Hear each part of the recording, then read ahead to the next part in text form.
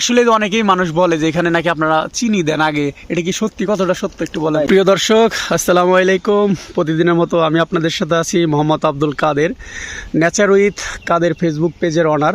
তো আজকে আমি চলে এসেছি অলরেডি সরষার মধু সংগ্রহ করার, যেখানে মধু তৈরি করে সেই জায়গায় চলে এসেছি। এক বড় ভাই এখানে মধু চা ঠিক করতেছে। তো আসলে তার সাথে আমরা কথা বলে জানতে পারবো যে এখানে অরিজিনাল মধু, অথেন্টিক মধু কতদিনের মধ্যে আমরা পাবো। আর যখনই এখান থেকে মধু সংগ্রহ শুরু হবে তখনই আমি লোকেশন বলে দেব, আপনারা এখান থেকে সরাসরি এসে মধু নিতে পারেন। সিরাজগঞ্জ জেলার চৌহালি উপজেলার KR পাইলট স্কুলের পূর্ব পাশে দেখুন। তো আমি এখন আপনাদের সরাসরি সেই ভাইয়ের সাথে কথা বলবো, তার সাথে কথা বলে জানতে পারবো যে এখানে আসলে মধু কতদিনের মধ্যে সংগ্রহ করা সম্ভব। আসসালামু আলাইকুম ভাই, ভালো আছেন? ওয়ালাইকুম আসসালাম ভাই, আলহামদুলিল্লাহ। আপনি ভালো আছেন? এই তো আলহামদুলিল্লাহ। আপনি এখানে কি করতেছেন? এই যে কাজ করতেছি মৌমাছির। মৌমাছির এখানে কতদিনের মধ্যে এখানে আপনার মধু পাওয়া যেতে পারে? ভাই ওইটা তো এখন একে একটু বলা তো যাইবো না, অনুমানিক 10-15 দিন। 10-15 দিনের মধ্যে অলরেডি মধু জমা হওয়া শুরু করবে। হ্যাঁ, এখন জমা শুরু হয়েছে, কিন্তু আপনার এখনো এসে মানে মধুর গ্রেডটা এখনো হয় নাই। তো যে মধুটা বের করবো ওই এটা হয় না। ওই যে মাঝে মধ্যে দেখতেছি মোটামুটি ওই যে মধু অল্প অল্প জমাইতেছে। হ্যাঁ, জি জি। এই মৌমাছির নাম কি? এই মৌমাছির নাম হচ্ছে আপনার, এটা হচ্ছে সেরেনামাছি। সেরেনামাছি। দেখছেন অনেক ছোট ছোট। এটা এখন আপনারা দেখতেছেন, মানে চেক করতেছেন যে এখানে আসলে মধু কত আছে কিনা, বা চাক করে মানে ঘুরাই দিতে হইতেছে আর কি।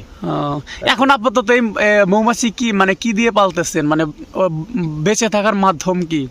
বেঁচে থাকার মাধ্যম বলতে কি ভাই, যখন খাবার না পায় বা যখন ফুল থাকে না, তখন ওদেরকে চিনি দিয়ে পালতে হয়। চিনি দিয়ে পালে না? জি জি। আচ্ছা, এখন হইতেছে আপনার মধু আসা শুরু হয়েছে, তো দেখেন পট সব তুলে নিতে আছে। আচ্ছা, মানে আর খাবার দাওয়া লাগবে না। না এখন আর এই যে আস্তে আস্তে ফুল মোটামুটি হইতেছে। ওইখান থেকে বিভিন্ন জায়গা থেকে ওরা মধু সংগ্রহ করে নিজেরা বাঁচবে। মধু সংগ্রহ নিজেরা বাঁচবো আর মধু তাকে তুলবো আর কি।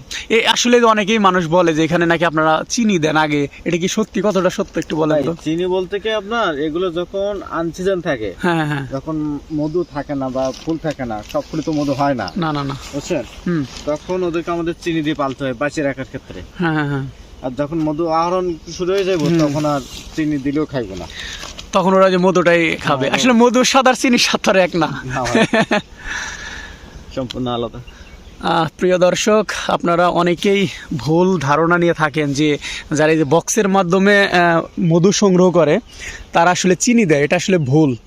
কারণ হচ্ছে আপনারা যারা ওই যে গাছে চাক বানায়, এটাই আপনারা বিশ্বাসী হয়ে থাকেন, কিন্তু এটা ঠিক না। ঠিক আছে না ভাইয়া? এখানে অরিজিনাল অথেন্টিক মধু পাওয়া যায়, দেখতে পাচ্ছেন। এই যে একদম নতুন একটি বক্স খুলতেছে, আমি আপনাদের একটু দেখাই যে ভিতরে কি অবস্থায় থাকে। ভাইয়া অনেক পারদর্শী, দেখতে পাচ্ছেন। এই যে এখানে এরকম সিস্টেম।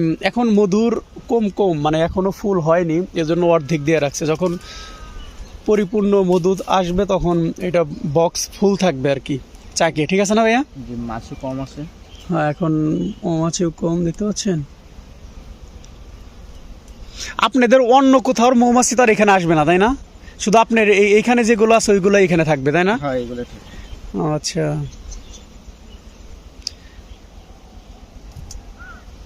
এখানে পাতা দিছিলেন কি জন্য? এটা হচ্ছে আপনার বক্সের রোগ আছে তো, ওই রোগের জন্য কি নিম পাতাটা দেওয়া। ও, নিম পাতা দিলে রোগ থেকে প্রতিরোধ হয়। হ্যাঁ, এখন তো প্রতিনিয়ত আপনার এই জায়গা থাকবেন, যেহেতু তাবু কাটছেন।